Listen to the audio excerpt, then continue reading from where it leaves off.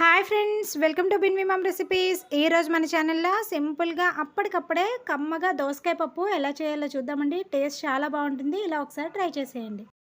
ముందుగా కుక్కర్లోకి 1 కప్పు కందిపప్పుని తీసుకొని కొద్దిగా వాటర్ వేసుకొని పప్పుని బాగా వాష్ చేసుకోవాలి.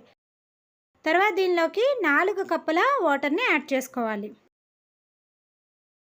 తర్వాత 2 మీడియం సైజ్ టొమాటోలు, అలాగే ఒక 4 పచ్చిమిర్చి, ఒక ఆనియను, కొన్ని దోసకాయ ముక్కల్ని కూడా ఈ విధంగా కట్ చేసుకొని తీసుకోవాలి.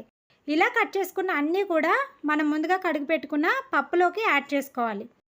ఇలా అన్నీ వేసుకున్న తర్వాత దీనిలోకి ఒక 1/2 స్పూను పసుపుని యాడ్ చేయాలి.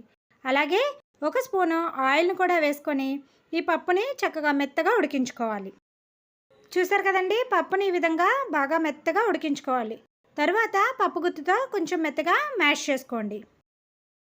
ఇలా మ్యాష్ చేసుకున్న తర్వాత దీనిలోకి 1 స్పూను సాంబార్ పొడిని యాడ్ చేసుకోవాలి.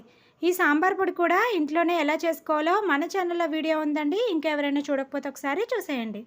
తర్వాత దీనిలోకి రుచికి సరిపడా ఉప్పు, కొద్దిగా సన్నగా కట్ చేసి పెట్టుకున్న కొత్తిమీరను కూడా యాడ్ చేసుకొని మరొకసారి అంతా కూడా చక్కగా కలిసేలాగా కలుపుకోవాలి.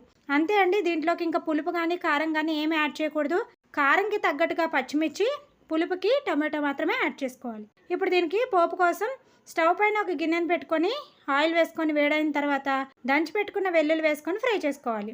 తర్వాత దీనిలోకి ఆవాలు, జీలకర్ర, ఎండుమిర్చి, కొద్దిగా ఇంగువ, కరివేపాకు వేసుకొని పోపుని చక్కగా ఈ విధంగా ఫ్రై చేసుకోవాలి. పోపు బాగా ఫ్రై అయిన తర్వాత దీనిలోకి మనం ముందుగా కలిపి పెట్టుకున్న పప్పు, దోసకాయను కూడా యాడ్ చేసుకొని వెంటనే స్టవ్ ఆఫ్ చేసుకొని మూత పెట్టుకోవాలి. ఈ విధంగా మూత పెట్టడం వల్ల పోపు ఫ్లేవర్ అనేది పప్పుకు చక్కగా పడుతుంది. అంతే అండి.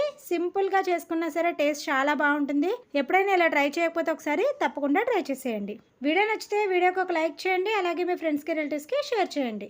ఇలాంటి మరెన్నో ఇంట్రెస్టింగ్ రెసిపీస్ కోసం subscribe our channel. Thank you for watching.